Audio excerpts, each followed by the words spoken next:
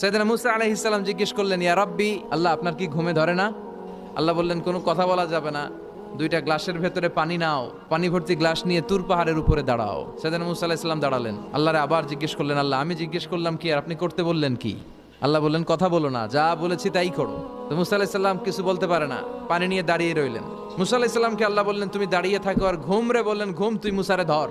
ঘুম যে এবার সাইয়েদনা মুসা আলাইহিস সালামকে ধরেছে। উনি ঘুমের ধাক্কায় আর থাকতে পারে না, একবার ডানে যায় আরেকবার বায়ে যায়। ঘুমের ধাক্কায় হঠাৎ করে কাত হয়ে পড়ে যায় আর গ্লাসগুলো মাটিতে পড়ে খান খান হয়ে ভেঙে যায়। আল্লাহ ডেকে বললেন, মুসা বেশি কিছু হেফাজতের তো দায়িত্ব দেই নাই, শুধু দুইটা গ্লাস হেফাজতের দায়িত্ব দিয়েছি। ঘুমের কারণে এগুলোর হেফাজত করতে পারো নাই, ভেঙে খান খান হয়ে গিয়েছে।